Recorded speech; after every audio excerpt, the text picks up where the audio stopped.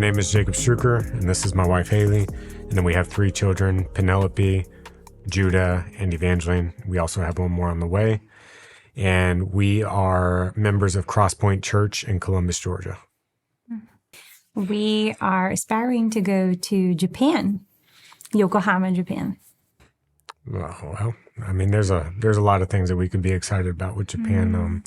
I think the main thing, and not to throw out the Sunday school answer, but it's the church that we're going to. For sure. Just the community that we felt that they had while we visited them last year.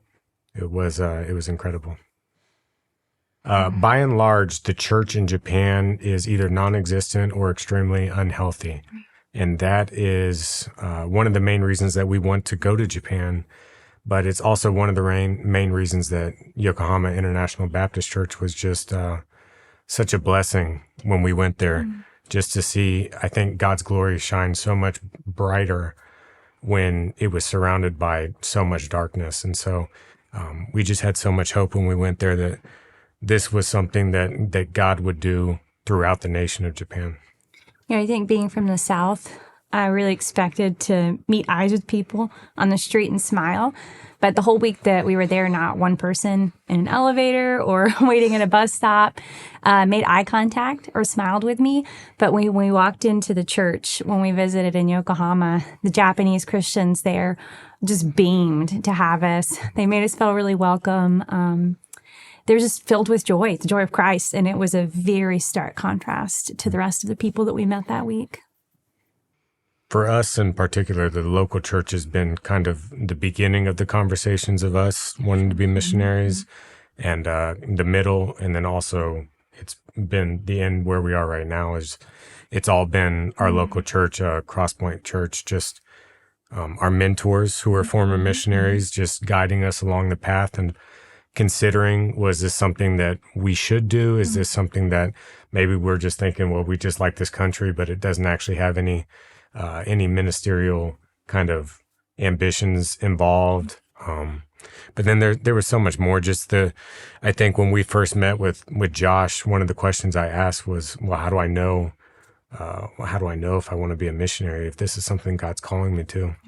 And Josh Koenig, our mobilizer, he just pointed us toward the church and just said, man, just reach out to them and just trust their guidance towards you and what they say. And so they have walked with us every step of the way in figuring out what we're doing, where we're going, and what God is hopefully calling us to. Yeah, for sure. Practically, we were a part of a community group there. And so our mentors really wanted us to split and start a new group to have an opportunity to see what leadership would be like in the church. So we did that, and we multiplied from them and took a smaller group of people, and that challenged and stretched us in a lot of ways. So practically, that was one of the bigger things that we did at the beginning, I think before we even went to Japan. And then there was a lot of debriefs when we came back from our vision trip last year. There was a lengthy application process that our church had us walk through, conversations with some of our elders, with our missions team leaders about what that looked like. We knew they were praying with us to see if this was something they would want to support us in, something that God really was calling us, that we were aspiring to do. So I think practically those were the main things. And then now they also have Jacob interning there. Mm-hmm. Yeah. So they've been active throughout the entire process, literally from the beginning. Our children were one of the first things that I think made me consider if Japan was something that the Lord was asking us to give things up for. It was kind of a strange process. Japan came on our radar first when Jacob was learning the language. And so we started praying for Japan, and we asked the Lord to send missionaries there. Our children prayed with us at the dinner table. And I think it was more organic for them even than it was for us to say, well, if we're praying for missionaries, for God to send people, and Daddy speaks Japanese, like, shouldn't we go? And that really made us consider. And so I think that's given us a lot of confidence. We've had them really involved in the conversations. We've explained to them what it would be like to really count the cost, to say goodbyes. And they've been really sweet about it. And they've admitted the bittersweet nature of it. But the Lord has been really gracious to our family, and their hearts are just as willing as ours, I think. Yeah, having a young family, I think, has been a little bit challenging in some ways, but also it's been something that's just been really, really interesting to think through. I think a lot of families just around the world, not just in America, but when you think about your children, you want your children not to necessarily have to struggle with this or with that. And those are good, I think, godly things that we desire for them. It's natural to think that. But also at the same time, Haley and I we've been thinking, well, we want our children to see us do hard things, and we want them to do hard things with us, and not just so that they're tough when they grow up, but to understand experientially just how much the God that we serve is worth to us. So, yeah. I mean, number one, if you are thinking about missions and aspiring to be a missionary, thinking about going overseas as a long-term missionary, anything in that realm, number one is just to dive into your local church. Yeah. You will be no good to the church overseas if you're not good to your church at home. And at the same time, if you're going to be a missionary, if that's what God has for you, you're going to need your local church's help. So just absolutely dive into your local church, build deep relationships there, build relationships with your leadership, with the pastors, with the elders of the church, and just pour into them and allow them to pour into you so that you can be prepared well by a good church here to go and be a part of a good church there, to make a church healthy there, along with the Lord's aid. Well, one of the best thing that churches can do, or just individuals can do who can't go overseas, but they want to support those who can go overseas, number one is just pray for them. It costs so little, just minutes of your time, but just pray for people. I mean, God loves to answer the prayers of his saints. So praying for those who are going overseas, financially supporting those who are trying to go overseas. I mean, they can't go over there on their own. So financially supporting them, but then just in the context of the local church, pouring into them and preparing them and just looking at them as a ministry opportunity. So many times it's hard to support and to train missionaries, young men who want to be missionaries, young women who want to be missionaries, because you're just training somebody who's just going to leave. And so you're putting so much time into a couple, into a person, but you're not going to see any of the fruits of that with your own eyes.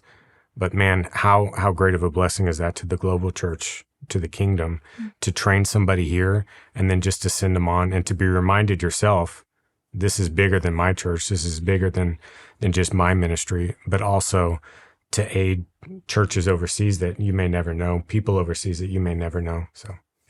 To maintain relationships when they're there. We've had missionaries at our church who have come back and have explained that it's been hard for them to plug back in. So our church has worked really hard to build relationships with their missionaries while they're here. Our church is working really hard right now. They're planning meetings with us to have dinner, with the elders and their families, connecting us with community groups personally. And again, just being a faithful church member in general and, discipling and experiencing the ordinary graces that God's given to the church together every Sunday, every time that we have a chance. But the emphasis that our church has been trying to cultivate is to maintain these relationships while the missionaries are on the field so that when they're back, they have somewhere that feels like home to be again, people that they come back to, that they've kept up with, that have responded to their newsletters. It's something that I think the Lord has been really kind to reveal to our church while we've been through this process. Well, our hope is to head to Japan early next year, probably in the spring. And then when we get to Japan, just become members at the local church in Yokohama, pour into people there, disciple people there as we learn the language, learn the culture, and just learn what the spiritual landscape of Japan is and what the needs are and how we might be useful in filling some of those needs.